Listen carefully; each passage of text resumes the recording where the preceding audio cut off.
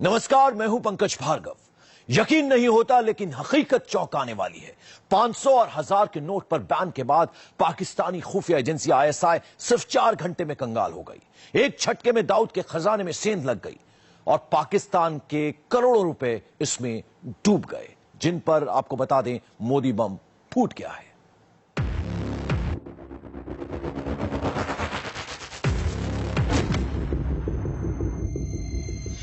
आधी रात में आईएसआई कंगाल हो गई।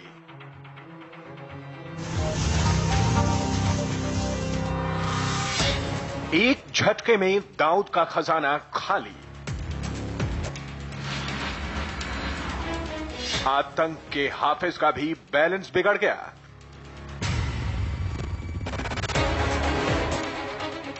देश के दुश्मन अब मातम मना रहे हैं। सिर्फ 4 घंटे में डूब गए पाकिस्तान के 12 लाख करोड़। सिर्फ 4 घंटे और मोदी का ऐसा प्रहार कि देखते ही देखते देश के 3 बड़े दुश्मन कंगाल हो गए। ब्लैक मनी और टेरर फंडिंग पर हुए इस अब तक के सबसे बड़े सर्जिकल स्ट्राइक का असर सिर्फ हिंदुस्तान में ही नहीं, पाकिस्तान में भी दिखा, क्योंकि इस प्रहार से सरहद पार बैठे देश के दुश्मनों को संभलने तक का मौका नहीं मिला।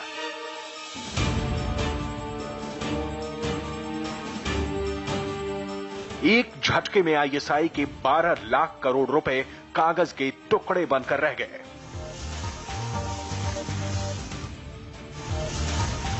इस फैसले से पाकिस्तान के वो नकली नोट भी फंस गए जो धड़ल्ले से पाकिस्तानी प्रिंटिंग प्रेस में छपा करते थे। भारतीय खुफिया एजेंसी आईबी और जांच एजेंसी एनआईए के मुताबिक आईएसआई ने भारत में 12 लाख करोड़ के नकली नोट भेजे थे। इनमें से वो नोट सबसे ज्यादा थे जो लाहौर के पाकिस्तानी प्रिंटिंग प्रेस में छपे थे। साथ ही वो नकली नोट भी थे जो पेशावर और क्वेटा के प्रेस में छपे थे। आईएसआई ने टेम्पलेट चोरी कर इन नकली नोटों को छपवाया था।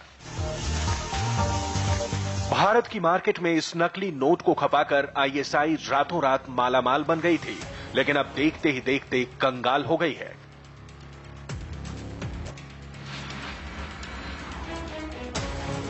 भारत की अर्थव्यवस्था को तबाह करने के लिए आईएसआई ने बड़ी तैयारी की थी।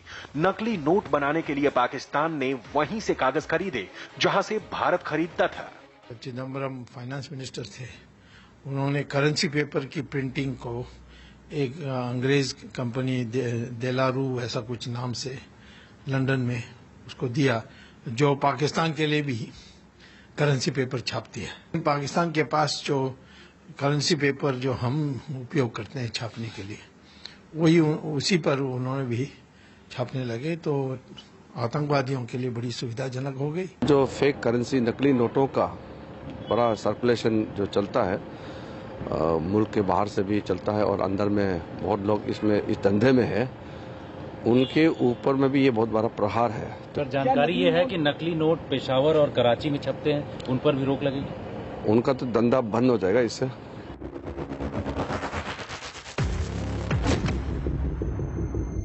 पाकिस्तान के सरकारी छापाखानों में भारत की करेंसी छपा करती थी। ये करेंसी ऐसी थी कि देखने में पता ही ना चले कि असली है या नकली।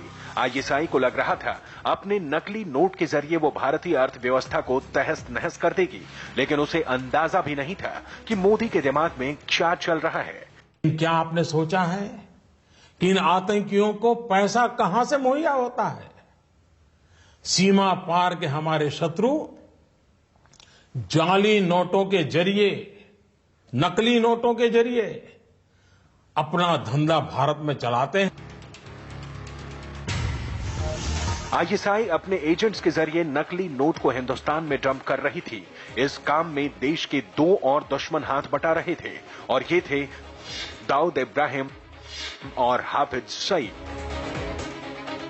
मोदी ने नकली नोट के कारोबार पर ऐसी चोट की कि ना तो हाफिज संभल पाया और ना ही दाऊद। हाफिज जम्मू के रूट के जरिए भारत में नकली नोट भेज रहा था। दाऊद दुबई रूट के जरिए भारत के मार्केट में जाली नोट पंप कर रहा था, जबकि आईएसआई बांग्लादेश और मालदा रूट के जरिए भारत में नकली नोट भेजने में जुटी थी। लेकिन 500 और 1000 के नोट पर बैन लगाने के बाद ये सारे रूट तबाह हो गए, क्योंकि भारत में अब आईएसआई, दाऊद और हाफिज के पैसे को लेने के लिए कोई तैयार ही नहीं है। और जो पैसे पहले से मार्केट में मौजूद थे, वो कागज के टुकड़ों के अलावा कुछ और नहीं बचे। फिलहाल आईएसआई को समझ में नहीं आ रहा कि वो भारत में फंसे अपने 12 लाख करोड़ का क्या करे, क्योंकि अगर कोई नकली नोट को लेकर बैंक में गया तो पकड़ा जाएगा, और किसी ने जानबूझकर जमा करने की कोशिश भी की तो वो सीधे खुफिया एजेंसियों और इनकम टैक्स डिपार्टमेंट के रडार पर आ जाएगा। Shamsher Singh, India TV, Delhi. मोदी सरकार के फैसले से पाकिस्तान की नोट फैक्ट्री बंद हो गई, साथ ही वो नकली नोट के रूट भी बंद हो गए जहां से भारत के खिलाफ साजिश के लिए पैसा आता था। पाकिस्तान की उसी कंपनी का पेपर इस्तेमाल करता था जहां से भारत नोट की छपाई के लिए पेपर मंगाता था। लेकिन अब ये सब बंद हो जाएगा। अब देखिए आखिर किस किस रूट से भारत में नकली नोट आता था।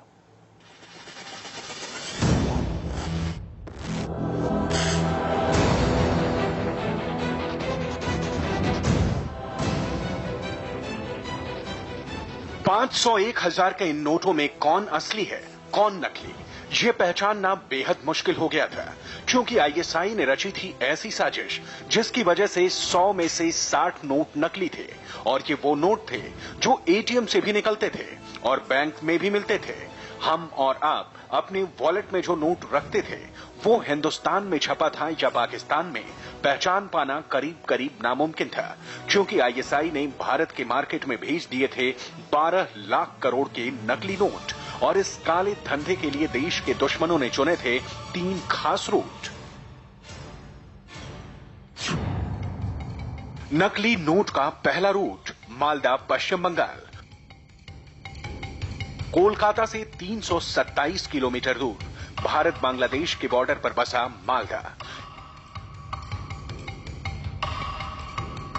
हिंदुस्तान की इस सरजमी पर दुश्मन की नापाक नजर थी, क्योंकि यह इलाका सिर्फ बांग्लादेश से ही नहीं, नेपाल से भी सटा हुआ है।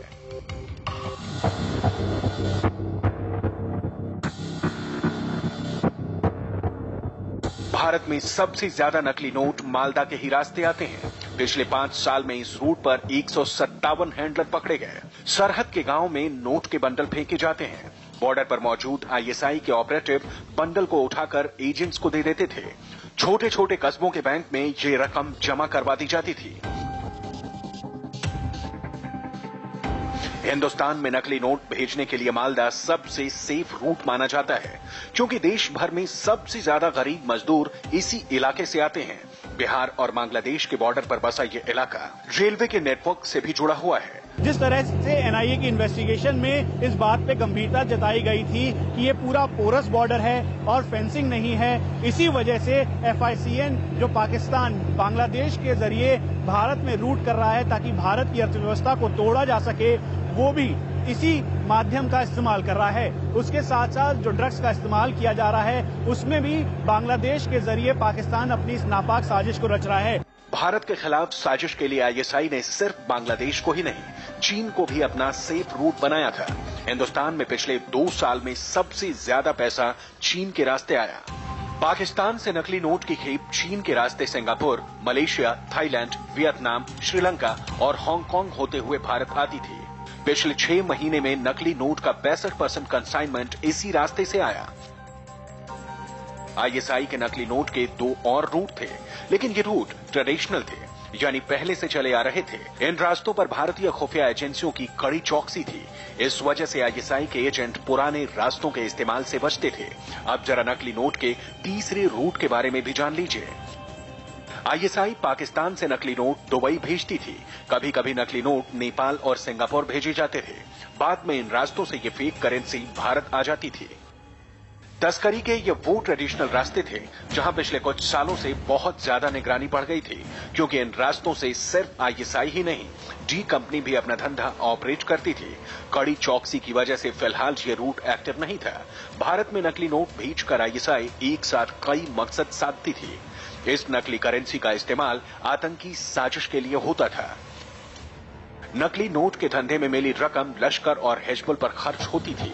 सिर्फ 2 साल में इस टेरर फंडिंग में 250% का इजाफा हुआ। देश में हाल फिलहाल में नकली नोट की डिमांड 160% तक बढ़ गई थी। सबसे ज्यादा पश्चिम बंगाल में करीब 400% डिमांड बढ़ी थी। सबसे बड़ी बात है कि आईएसआई और आतंकी बेखौफ होकर बंगाल, बिहार, यूपी और नॉर्थ ईस्ट के राज्यों में नकली करेंसी पंप कर रहे थे और खुफिया एजेंसियां चाहकर भी लगाम नहीं लगा पा रही थी, क्योंकि 100 में से 60 नोट नकली थे। यह जो जाली नोट है, यह फेक करेंसी है।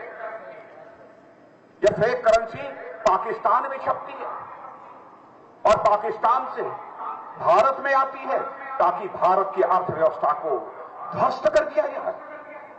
यह पाकिस्तान कोशिश कर रहा है। 1000 का नोट क्योंकि बहुत जाली चल चुका था और एक नए कॉन्सेप्ट के साथ नोट लेकर के आ रहे हैं, नई डिजाइन के साथ लेकर के आ रहे हैं। और पहले तो जो देश हमको सप्लाई करता था इंक, पेपर और मशीन, वही पाकिस्तान को करता था। तो अभी मोदी जी ने पूरी स्ट्रेटेजी चेंज की है। मोदी जी बहुत समझदार, बहुत जिम्मेदार, बहुत दूरदृष्टा एक प्रधानमंत्री है और उसमें ये कुव्वत है बड़े फैसले लेने की। नकली नोट का एक और रूट जम्मू के रास्ते बना था। लश्कर और हाफिज के आतंकी इस रूट से पैसा भेजकर जम्मू कश्मीर और नॉर्थ इंडिया में सप्लाई करते थे, लेकिन काले धन पर सर्जिकल स्ट्राइक के बाद हाफिज का ये पैसा भी कागज के टुकड़े के सिवा कुछ और नहीं रहा। Shamsher Singh, India TV, Delhi. और अमेरिका में ट्रंप की जीत से कैसे बेचैन हुआ बगदादी दिखाएंगे ब्रेक के बाद। डोनाल्ड ट्रंप की जीत से सबसे बड़ा धक्का पहुंचा है दुनिया के सबसे खतरनाक आतंकी संगठन आईएसआईएस को। ट्रंप की जीत से आईएस के आतंकी घबराए हुए हैं। मीडिया रिपोर्ट के मुताबिक आईएसआईएस के आतंकी लगातार अमेरिका के चुनाव पर नजर बनाए हुए थे। वोटों की गिनती वाले दिन भी आतंकी देख रहे थे कि कौन जीत रहा है। आईएसआईएस अपनी वेबसाइट पर भी अमेरिकी राष्ट्रपति के चुनाव से जुड़ी बातें अपडेट कर रहे थे।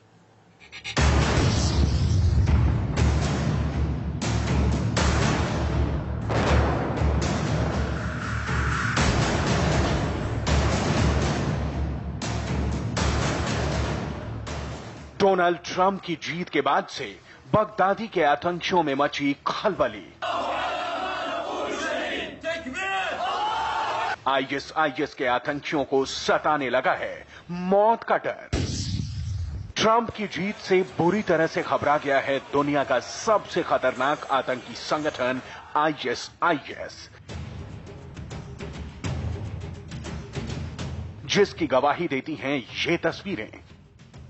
जिस वक्त अमेरिका में राष्ट्रपति चुनाव के लिए वोटों की गिनती हो रही थी, उस वक्त इराक के मोसुल में बैठे आईएस के आतंकियों की सांसें भी तेजी से चल रही थी। शुरू से ही आतंकियों की नजर अमेरिका के चुनाव पर थी, लेकिन चुनाव के दिन खास तौर से आईएस के आतंकी ये देखने में लगे थे कि कौन जीतेगा, ट्रंप या हिलेरी।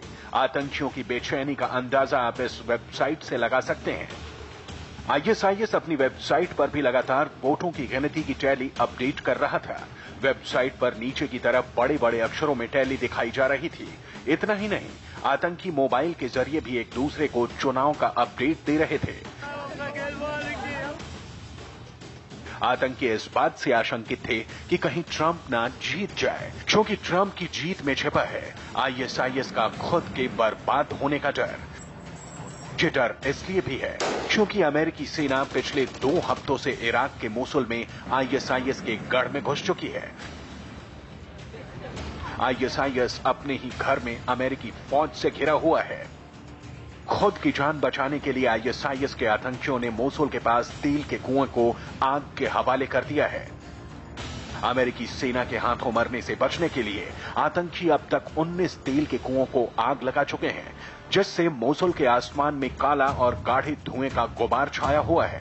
कुओं से 50 फीट ऊंची आग की लपटें उठ रही हैं।